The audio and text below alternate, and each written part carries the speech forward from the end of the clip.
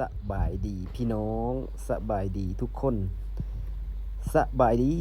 พบกันคือเก่ากับสองบ่าวภูไทยเมืองลาวเนาะพี่น้องเนาะ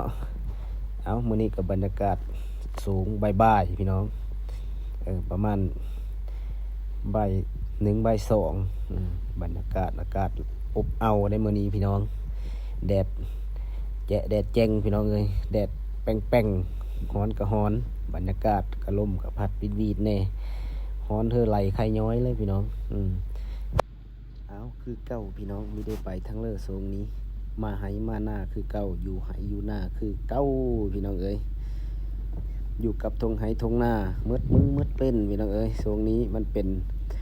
ฤดูกาลเก็บเกี่ยวข้าวหน้าปีเนาะพี่น้องเนาะเยอะไปลิ้นไปโหกันไม่ได้ไปพี่น้องเอ้ยเกี่ยวข้าวปะไว้เป็นทิศ2 ทิศแล้วยังไม่ได้มัดพี่น้องเอ้ยเบิ่ง โปะมันสิหนเมื่อกินแล้วเบิ่งเกี่ยวปะไว้ตั้งแต่2 ทิศ 3 ทิศก่อนพี่น้องแต่ว่ายังมีเวลามามัดมากูขึ้นล่างพี่น้องเอ้ยทันสีมามัดทั้งทีก้อนปัดเข้าตัวมีทันได้เกี่ยวเพราะมันก้อยแล้วพี่น้องเอ้ยมันหักโค้งหมดแล้วเอาจักเฮ็ดแน่เลยล่ะพี่น้องเอ้ยคนผัดมีหลายเนาะเยอะจ้างผัดมีเงินจ้างขาจ้างมันก็เยอะแพงนะได้พี่น้องเอ้ยทางพี่หันได้มือหนึ่งพูดละมือละ150,000 200,000พูดได้พี่น้องเอ้ยขาจ้างก็แพงเลยเฮ็ดเอาเลยแหละเกี่ยวเอาเองมัดเอาเองพี่น้องเอ้ยหนเอาเองมีจ้างก็มีเงินมีคำพี่น้องเอ้ยเห็นในเรื่องแหละมันทุกข์มันยากนี่แหละทุกข์กะยาเนาะพี่น้องเนาะขอแต่มีข้าวกินถ้ามีข้าวกินมีกระโยกพี่น้องเอ้ยทรมานพอได้หิวข้าวนี่ได้เยอะข้าวนี่มันขิวยุงพอแล้วเจ็บโหเลยกระวนกระว่ายได้พี่น้องเอ้ยถ้าได้กินข้าวเข้าไปแล้วก็ได้ยิ้มได้โหแน่มีเงินก็พออยู่ได้พี่น้องขอแต่ไม่มีข้าวกินเงินกับข้าวนี่มันก็สำคัญคือกัดเนาะพี่น้องเนาะคันว่ามีเงินเขาก็สามารถซื้อได้ทุกสิ่งทุกอย่างนะเขาก็สามารถซื้อข้าวมากินได้นะแต่ว่าทุกสิ่งทุกอย่างมันก็คือองค์ประกอบอันที่สำคัญของชีวิตทุกสิ่งทุกอย่างเนาะพี่น้องเนาะ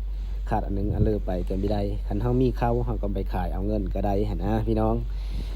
ถ้าว่าได้เงินแล้วเราก็สามารถซื้อได้ทุกชิ้นทุกอย่างนะพี่น้องว่าไปว่ามาแล้วก็สำคัญเมื่อคู่อันคู่แนวฮะละพี่น้องขนาดโต๊ะมัดกาเขาดับหน้าแล้วเย็บเสื้อขี้ตบมันก็ยังบัดมันเปื่อยมันก็ยังเป็นฝุ่น